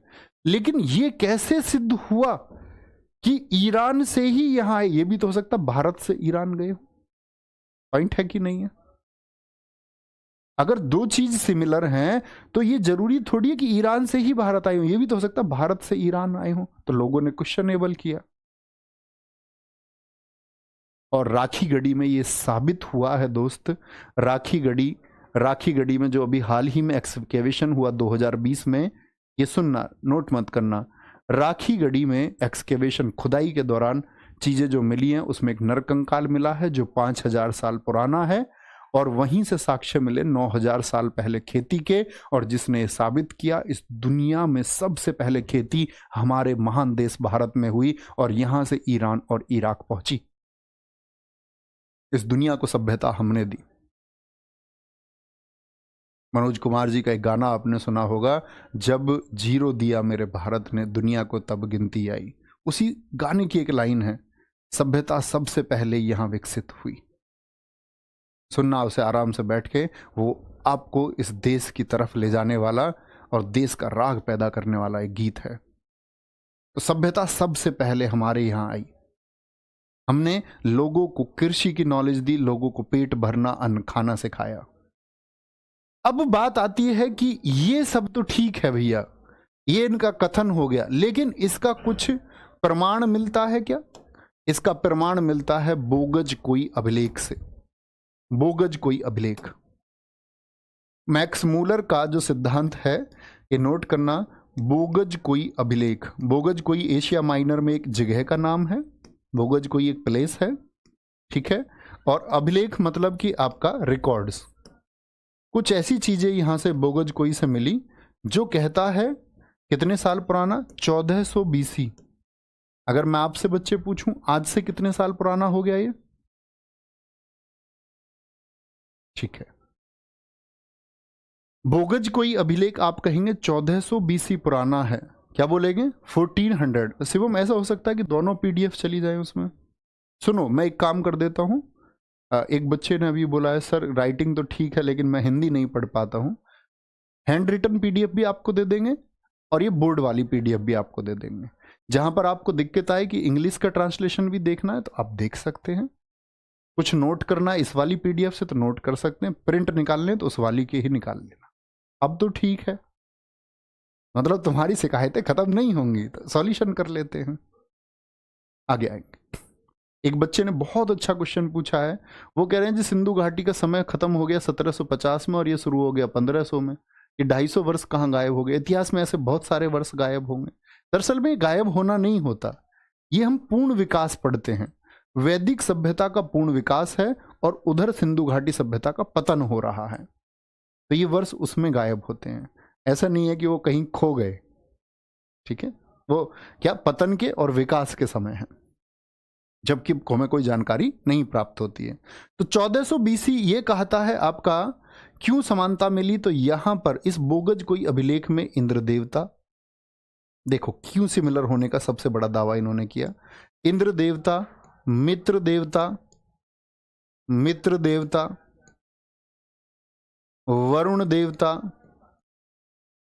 वरुण देवता और आपका नाशत्य देवता। ये बहुत पूछा जाता है कि बोगज कोई अभिलेख से किस देवता का वर्णन नहीं मिलता है। इन चार में से 3 के नाम लिख देता है और एक नाम अलग से लिख देता है। तो जो बोगज कोई अभिलेख है उस पर वर्णन मिलता है 1400 बीसी, यानी आज से लगभग 3400 वर्ष पुराने। परफेक्टली एक बच्चे ने तो आंसर भी दे दिया 3423, जबरदस्त। तो 3423 साल पहले इंद्र देवता, मित्र देवता, वरुण देवता और नाशत्य देवता के बारे में वर्णन मिलता है और ये ऋग्वेद में भी वर्णन मिलता है। तो सिमिलरिटी हुई, सिमिलरिटी दोनों में हुई। इंद्र देवता वर्षा के देवता, मित्र देवता जो सूर्योदय के देवता थे, वरुण जिनको हम जल कहते हैं वो सूर्यास्त के देवता थे, नाशत्य स्वास्थ्य के देवता थे। नाशत्य देवता का नाम सुना है आपने कुछ कभी? और बड़ी रोचक बात है, भगवान शिव जी की पुत्रियों के नाम भी शायद आप नहीं जानते होंगे। भगवान शिव जी के 5 पुत्रियां थी, पढ़ना उस कहानी को कभी, 5 नाग कन्याओं की कहानी। और जो दती है उसकी शादी हुई है नाशत्य देवता से, जो स्वास्थ्य के देवता हैं, भगवान शिव जी के दामाद भी हैं वो, ठीक है।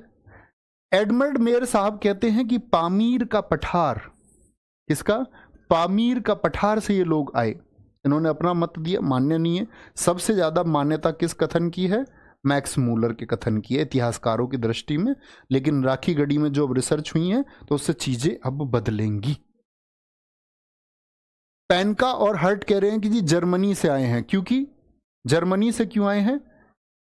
इन्होंने बोला कि शारीरिक समानता की वजह से, बॉडी स्ट्रक्चर में सिमिलरिटी है,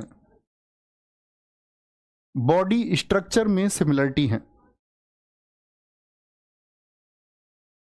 जैसे कि आप लोग जब कभी पढ़ेंगे विश्व इतिहास के बारे में तो हिटलर कहता है कि वी आर आर्यंस,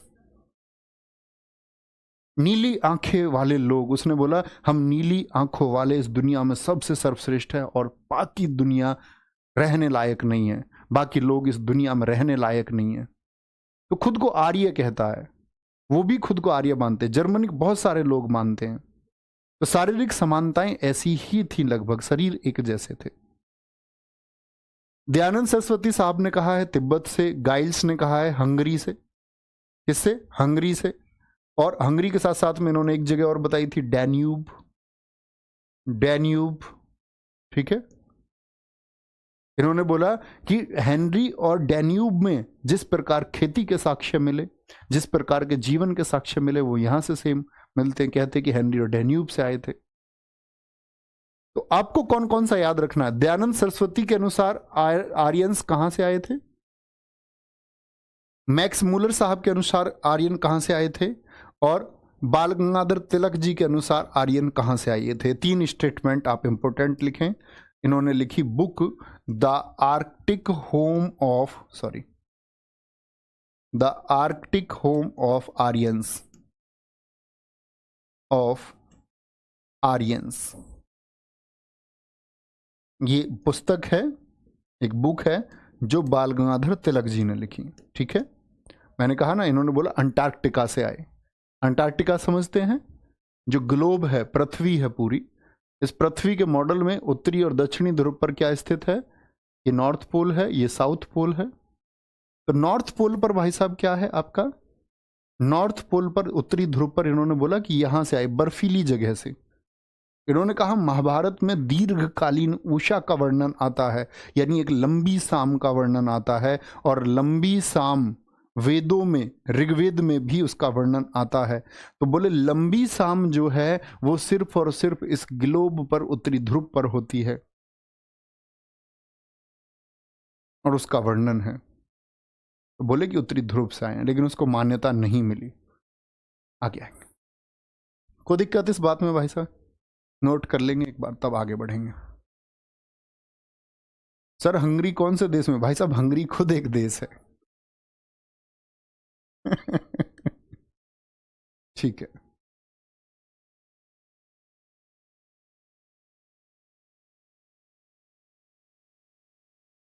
सर भाव चित्रात्मक लिपि का क्या अर्थ है? रूठने पर चित्र बनाए जाते थे, कोई भाव पैदा होता था तो नहीं। भाव का मतलब कि कोई एक्सप्रेशन, भाव का मतलब ये नहीं होता रूठना ही होता है, खुशी भी एक भाव है। आप कभी हिंदी भाषा पढ़ेंगे तो आप जानेंगे दोस्त, मानव जीवन में 34 संचारी भाव होते हैं, 33 + 1। आपके मन में दुख हो रहा है, ये भी एक भाव है, खुशी भी एक भाव है, ईर्ष्या भी एक भाव है, मुस्कुराना भी एक भाव है। तो ये हमारे अंदर के पैदा होने वाले संचारी भाव हैं। वो भाव नहीं है, उस भाव का मतलब है एक्सप्रेशन, जो कुछ कहना चाहते हैं और हम पढ़ नहीं पाए हैं। बहुत बढ़िया जी हिमांशु जी। सर मैं चाहता हूं आपकी क्लास 12 घंटे चले लगातार। बहुत बढ़िया। पढ़ लोगे तुम 12 घंटे हर रोज मेरी ही क्लास? 2 दिन में सिलेबस खत्म हो जाएगा सारा। ऐसा नहीं करना, सारे विषय बराबर लेके चलने हैं, है ना। स्ट्रेटजी मैंने आपको बताई है, उसी रेशियो में तैयारी करो। जिस बच्चे ने क्लास नहीं देखी है वो लिख लो, नवीन सर डीपी स्ट्रेटजी, जो मैंने उसमें बताया वो फॉलो करो अपने सिलेक्शन के लिए। दुनिया में बहुत सारे आपके पेपर तक बहुत सारे थंबनेल आएंगे। 12 दिन में जीएस कैसे पढ़ें? भाई साहब नहीं पढ़ी जाती है ऐसे।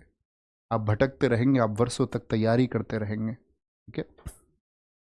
आर्यों का पंचजन, जो ये आर्य लोग थे ये किस प्रकार बटे हुए थे? तो सबसे पहले कुल होता था इनका, छोटा परिवार। तो सबसे छोटी यूनिट कौन सी थी? वो कुल थी, जिसका मुखिया होता था भाई या पिता होते थे। कुल मिलकर के यानी फैमिली मिलकर के ग्राम बनाती थी, जिसको हम ग्रामीणी बोलते थे। इसका जो प्रधान होता था, क्या बोलेंगे? इसका जो प्रधान, आज भी गांव में प्रधान होता है, प्रधान को क्या बोलते हैं? ग्राम प्रधान बोलते हैं। लेकिन यहां ग्राम का प्रधान है तो इसको ग्रामीणी बोलते थे, ग्रामीणी। जो कुल का मुखिया होता था उसको हम कुलपति कहते थे, जिसकी इस घर में प्रमुख बात चलती थी। ये कबीले का हो गया ग्राम। पहले गांव ऐसे थोड़ी होंगे आज के जैसे बड़े और गांव। पहले तो भाई साहब शायद 2 या 4-5 घर रहा हो करते होंगे, बहुत दूर दूर के क्षेत्र में भी। फिर गांव मिलकर के विश्व बनाते थे। जैसे आज हमारे गांव हैं, गांव मिलकर के क्या बना लेते हैं? एक ब्लॉक बना लेते हैं, एक खंड बना लेते हैं, जिसके लिए एक ब्लॉक प्रमुख होता है। विश्व को हम बोलते थे, जो इसका चीफ होता था उसको विश्वपति कहा जाता था, विश्वपति। और क्या बोलोगे? यहां पर ये आपका जनपति होता था। जन, ब्लॉक मिलकर के एक जनपद बना लेते थे। और जनपद ऐसे नहीं थे आज के टाइम के, जैसे कि यूपी में ही 75 डिस्ट्रिक्ट हैं। पहले बड़े जनपद होते थे, बड़े जनपद। जैसे मैं आपको आगे के समय पर बताऊंगा कि 16 महाजनपदों का वर्णन देखने को मिलेगा। बौद्धों का साहित्य अंगुत्तर निकाय और जैन साहित्य का आपका भगवती सूत्र, वो बताता है कि 16 महाजनपद थे। तो जो जनपद थे वो मिलके क्या बनाते थे? राष्ट्र, देश का निर्माण करते थे। देश, संपूर्ण भारत ही था। आज का अफगानिस्तान भारत ही था, म्यांमार भारत ही था, बांग्लादेश, पाकिस्तान, जिसको हम अखंड भारत कहते हैं, वो था। ये सब चीजें आप धीरे धीरे धीरे धीरे सीख पाएंगे, जान पाएंगे। एक ही दिन में आप सब कुछ दोस्त नहीं जान सकते। अच्छा जी, पूर्व वैदिक काल की विशेषताओं की अगर हम बात करें, मांसाहारी और शाकाहारी दोनों थे। इनको हम बोलते ओमनीवोरस, यानी ये भी सिंधु घाटी सभ्यता के लोगों की तरह क्या थे? सर्वाहारी थे, दोनों प्रकार का खाना ये खाते थे। ठीक है, बहुत बढ़िया। विनीत गुजर सर, कंटेंट देख करके, अच्छा, बहुत बढ़िया, थैंक यू, बहुत सारा प्यार। समझदार लोग मुझे बहुत अच्छे लगते हैं। ठीक है, बहुत बढ़िया, बहुत शानदार। आगे आएंगे। एक बच्चे ने कहा स्टेट नहीं था सर। मैंने बताया ना बच्चे, स्टेट दरअसल में नहीं था, स्टेट की जगह था जनपद, महाजनपद, इतने बड़े थे। आप सोचिए आज भारत में 28 स्टेट हैं, 8 यूटी हैं। उस समय पूरे देश में इतने, पाकिस्तान को भी मिला लें, बांग्लादेश को भी, म्यांमार को भी, अफगानिस्तान को, ये सब भारत में था। और 16 महाजनपद थे। गांधार, पाकिस्तान अफगानिस्तान वाला क्षेत्र गांधार था, जहां से महाभारत में गांधारी आई, धृतराष्ट्र की पत्नी। इतने बड़े बड़े स्टेट, क्या स्टेट से भी बड़ा होता था जनपद। सर पेपर में आएगा आर्य कहां से आए, तो क्या कभी नहीं पूछा जा सकता, क्योंकि वो रिसर्च का विषय है, वो मान्य कथन नहीं है, उसके लिए कोई स्थापित कथन नहीं है। लेकिन अभी की रिसर्च के अनुसार हम कहेंगे कि भारत से ईरान गए। हालांकि ऐसा प्रश्न कभी पूछा नहीं जाएगा मित्र, लेकिन पूछा भी जाए तो आप कहना भारत से ईरान, राखी गढ़ी रिसर्च ये कहती है। आपके गर्व करने की चीज है। और ईरान फिरान से नहीं आए, इंडिया से गए। खाद्य पदार्थ ये इंपोर्टेंट हैं, परीक्षाओं में इतने पूछे जाते हैं। इस बार के एसएससी सीजीएल 2023 प्रीलिम्स आप देख लो, इन सबसे ज्यादा प्रश्न पूरे प्राचीन में से इस स्लाइड से पूछे गए कि किसको क्या कहते थे आर्य, क्योंकि इनकी जो भाषा थी, आर्यों की जो भाषा थी, मैं आगे भी बताऊंगा आपको, इनकी भाषा संस्कृत थी, संस्कृत थी।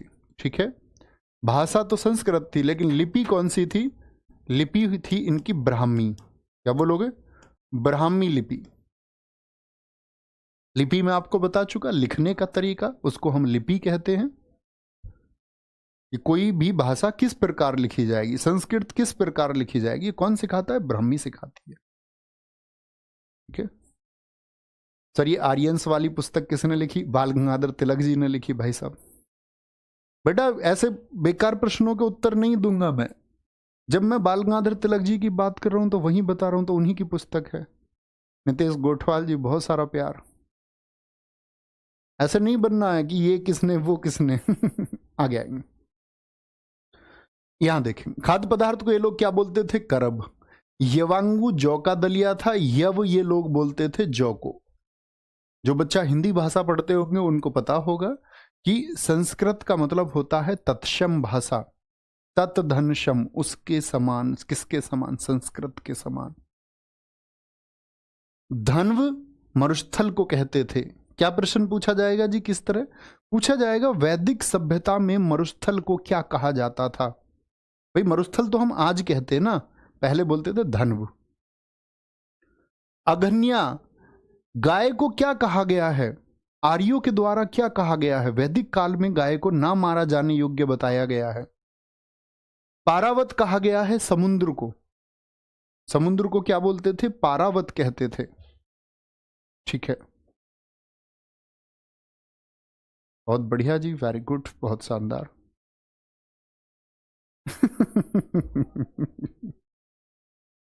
चलो जी, कोई दिक्कत, कोई परेशानी? सर इनका हमारे भविष्य में कोई रोल नहीं है, हम इनको क्यों पढ़ते हैं? तो बेटा आप क्या मानते हैं कि आपको नौकरी किस आधार पर दी जाए, क्या होना चाहिए? सोचें आप। यही काम आता है जब आप अपनी सभ्यता और संस्कृति के बारे में जानते हैं, तो आप जीवन अच्छा जी पाते हैं। एक लड़की ने अपने माता पिता के सपनों को इनकार कर दिया, इग्नोर कर दिया, और प्रेम कर बैठी 17 साल की उम्र में, और फिर उस लड़की को फ्रीज में रख दिया जाता है, उसके टुकड़े हो जाते हैं। तो यहां कमी किस चीज की रही? यह लेक ऑफ नॉलेज रहा। आप संस्कृति और सभ्यता के बारे में नहीं पढ़ पाए। अगर पूरा इतिहास आपने पढ़ा होता, आप समझ पाते। इसलिए इतिहास का जीवन में महत्व है, उसको पढ़ना चाहिए।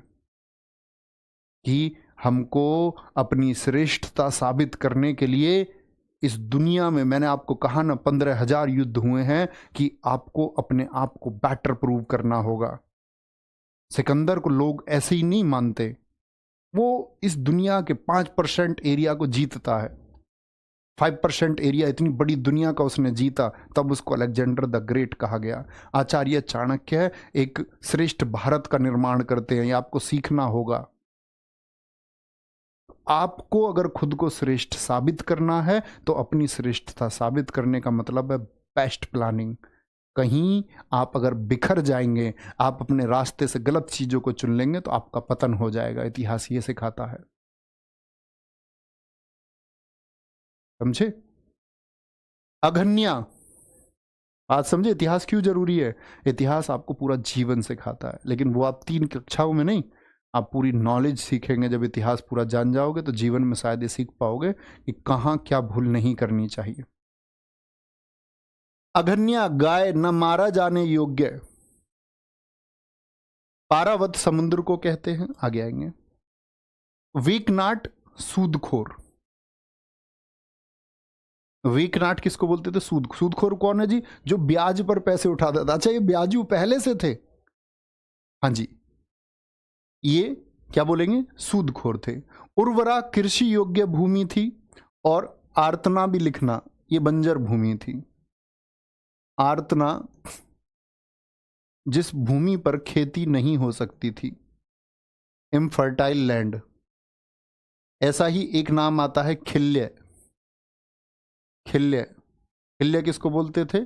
खिल्य बोलते थे जो कृषि भूमि होती थी, यानी जिस पर खेती हो सकती है, एग्रीकल्चर लैंड जो था, कृषि भूमि के बीच की भूमि, मतलब 2 कृषि भूमि है और उनके बीच में कोई रास्ता या जमीन आ रही है। जैसे यहाँ एक खेत हो गया, यहाँ पर भी कृषि है, इसके बीच में ये जो जमीन है, लैंड है, खाली पड़ी हुई लैंड है, इसको हम खिल्य कहते थे। क्या बोलते थे? खिल्य कहते थे। अगर हम बात करें, लांगल किसको कहते थे? लांगल किसान द्वारा ही प्रयोग होता था। लांगन कहते थे हल को, क्योंकि इसी से वो अपने खेत को जोतता था। कीनाश, कीनास हम बोलते थे किसान को। इसको कीनास कहा जाता था किसान को, फार्मर को कहा जाता था, ठीक है। और के सिंचाई करते थे नहरों से, तो कुल्या किसको कहा जाता था? कुल्या नहर को कहा जाता था। किसको? नहर को। ये बात आपको पता होनी चाहिए, ठीक है, वेरी गुड।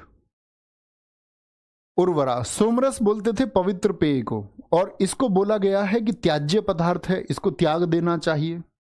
जैसे आज की स्थिति में बहुत सारे लोग आपने देखे होंगे अपने गांव मोहल्ले में, जो शराब पीते वो लोग शराब पीना छोड़ते नहीं, लेकिन वो है कैसा? त्याज्य। तो ये लोग इसको त्यागने वाला पदार्थ भी कह रहे हैं, लेकिन पवित्र था उस समय, ये चर्चित था। आज कौन सी ड्रिंक फेमस है? लोग क्या पीते हैं आपके घर में? आप बताएंगे। आप कहेंगे भैया हमारे घर में तो कोई नहीं पीता। चाय तो पीते होंगे। चाय कौन सी गुणकारी है? चाय भी तो एक जहर ही है। टैनिन, उसमें भी तो एक उत्तेजक मिला हुआ है, वो भी तो एक नशीला पदार्थ है।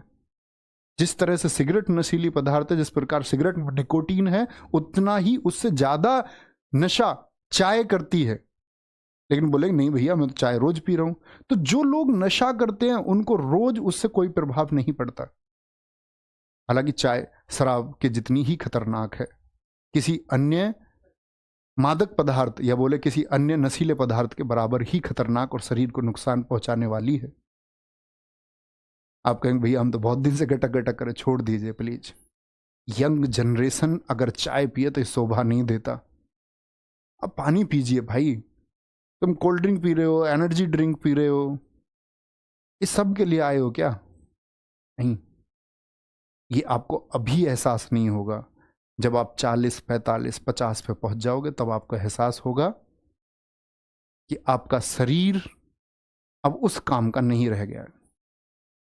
आपका शरीर अब भाग नहीं सकता। तो हम उस टाइम पे मिस करते हैं। आप कहेंगे भैया कभी ना कभी तो वो स्थिति आएगी, 50 नहीं फिर 80 पर आएगी, तो कम से कम 10-20 साल तो और अच्छा जीवन जी पाओगे। ऐसा थोड़ी है कि कल को कुछ होगा तो उसके लिए आज खराब करोगे, नहीं। वप्ता नाई है, वस्त्र सूत और ऊन के पहनते थे। ये यहां तक खत्म हो गए नाम। वस्त्र किस चीज के बने होते थे? सूत और ऊन के, मृगचर्म के। भाषा इनकी संस्कृत थी। भाषा कौन सी थी भाई साहब? संस्कृत थी। नोट करेंगे एक बार, तब आगे बढ़ेंगे। और मैं जो तुमसे बोलता रहूं ना इस क्लास में, बस मेरे दोस्त तुम फॉलो करते जाना। इस क्लास के अंत तक मैंने आपसे पहले भी प्रॉमिस किया, आपका जीवन एक बदली हुई दिशा में होगा। फॉलो करोगे तो। और मेरा मानना यह है कि कोई एक छात्र फॉलो करेगा, कोई एक भी मेरी वजह से बेहतर और शानदार हो पाता है, इसका मतलब है कि मैं अपने इस जीवन के उद्देश्य में कामयाब हूं। मुझे नहीं करना ऐसे हजारों को कोई एक हो जाए तो काफी है। चलो जी, नोट करेंगे भाई साहब, जब नोट कर लेंगे तो बता देंगे। सर जातियों का निर्माण हो गया? अभी नहीं, अभी नहीं। ऋग्वेद तक भी जातियों का निर्माण नहीं होगा। ऋग्वेद के बाद में जब उत्तर वैदिक काल आएगा तब जातियों का निर्माण होगा, तब हम एक दूसरे के जानी दुश्मन हो जाएंगे। उस सब चीज के बारे में भी चर्चा करेंगे, बात करेंगे। ठीक है, लिख चुके जी, आगे आएंगे। अब आते हैं ऋग्वेदिक कालीन नदियों के नाम। मोस्ट इंपोर्टेंट टॉपिक है, पूरा याद करना। ऋग्वेदिक कालीन नदियों के नाम। ऋग्वेद में जो आज नदी का नाम है उसको क्या कहा जाता था? काबुल, पुराना नाम इसका कुंभा था। सिंधु नदी हम आज बोलते हैं, सिंधु का पुराना नाम सिंध या हिरब बोलते थे इसको। ठीक है, और कई जगह आपको ये नाम हिरण्य भी लिखा मिलेगा। हिरब या हिरण्य बोले तो ठीक बात होगी। झेलम का पुराना नाम सबसे ज्यादा पूछा जाता है इसमें, वितास्ता। मैं बताऊंगा आपको, जब सिकंदर भारत आएगा बड़ी चर्चित कहानियां रहेंगी इतिहास की, तो यहां वितास्ता का युद्ध होगा 325 बीसी में। सिकंदर जब भारत की भूमि में प्रवेश करेगा, राजा पुरु से लड़ेगा, तो उसको झेलम का युद्ध और वितास्ता का युद्ध कहते हैं। एसएससी ने अनेक बार क्वेश्चन पूछा है। यूरोपीय साहित्य इसको हाइडे स्पीच कहता है। ये भी पूछा जाए ना कभी यूनानी भाषा में, क्योंकि सिकंदर आया तो यूनान के लेखकों ने इस युद्ध का वर्णन किया और यूनान के लेखकों ने झेलम को लिखा है हाइडे स्पीच। तो ये भी प्रश्न पूछा जाता है, हाइडे स्पीच किस नदी का नाम है? तो यूरोपीय यानी यूनानी भाषा में है। बहुत बढ़िया। स्वाद का सुवस्तु है। स्वाद का क्या है? सुवस्तु है, लिखेंगे, आगे आएंगे।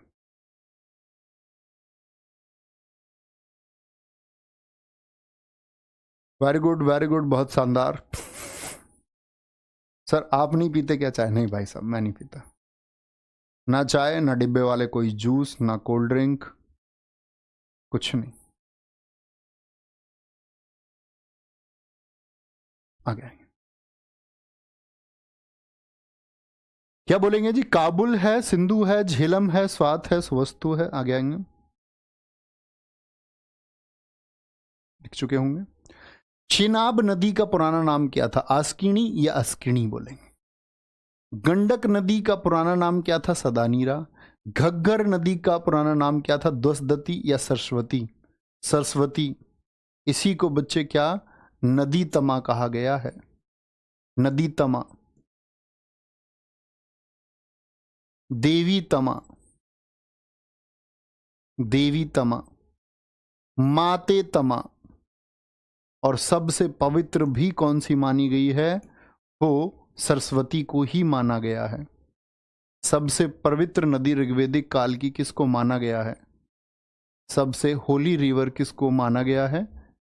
जैसे आज गंगा है, ऋग्वेदिक काल में सबसे पवित्र नदी सरस्वती थी, आज लुप्त हो चुकी है। आज क्या है? आज लुप्त हो चुकी है।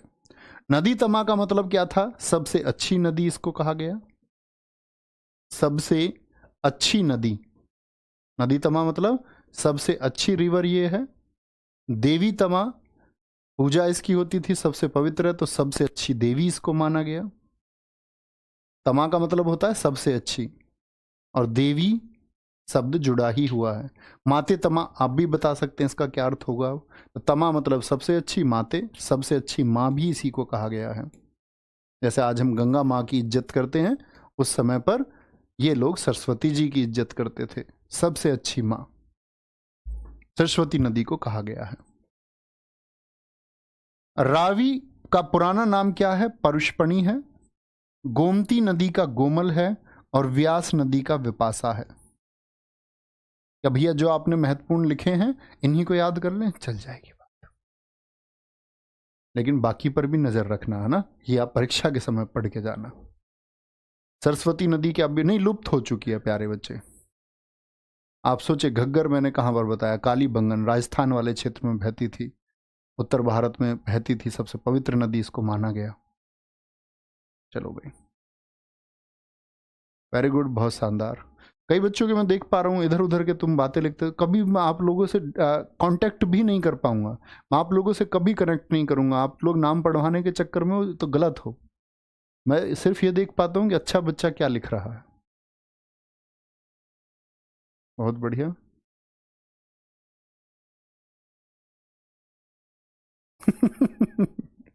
ये सही है, अलेक्जेंडर नवीन शर्मा सर। गजब। सतलज का पुराना नाम क्या था भाई साहब? सतुद्री है। और कुर्रम का पुराना नाम क्या था? किरमू है। क्या है?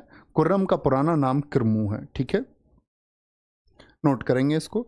और कल की क्लास हमारी इससे आगे बढ़ेगी तो हम ऋग्वेदिक कालीन समाज की विशेषताएं पढ़ेंगे। विशेषताएं क्या, यहां पर विशेषताएं थी। ठीक है, फिर हम आगे बढ़ते जाएंगे, वेदों के बारे में पढ़ेंगे, वहां से प्रश्न पूछे जाते हैं। फिर हम ऐसे ही खत्म करते हुए उसको मध्यकालीन भारत की तरफ और आगे आपका। और हाँ, इस बार तो आपको गैप दिया जाएगा और अगली बार से हम प्रयास करेंगे कि 1-2 सेशन लगा करके अच्छे से इस इतिहास को, मैं ये चाहता हूँ कि इस इतिहास को मैं तुमको पढ़ाऊँ नहीं, परीक्षा के प्रश्नों की बात छोड़ दो, वो बना दोगे, वो कोई विषय ही नहीं है। उस चीज़ के लिए नवीन शर्मा को अगर पढ़ाना पड़े आपको कि आपको प्रश्न बनाने, भाई साहब वो शायद किसी 10 घंटे की क्लास का काम हो सकता है कि आप प्रश्न बना देंगे। बात है आपके सीखने की। जो 640 रुपये तुमने खर्च किए हैं ना, ये तुमको इसी क्लास के माध्यम से, हालांकि पैसे का कोई महत्व नहीं है, लेकिन आपको दोस्त अखरेगा नहीं, कलेक्शन भी होगा और हम एक नैतिक व्यक्ति भी बनेंगे। तो ख्याल रखिए अपना बहुत सारा। और मैंने बताया टेलीग्राम में जरूर पहुंचे, किसी को कोई डाउट है तो बता सकते हैं, ग्रीन स्टोरी ऐड कर सकते हैं। और अपना ख्याल रखिए, बाय बाय, टेक केयर, जय हिंद, जय भारत, जय मां सरस्वती। थैंक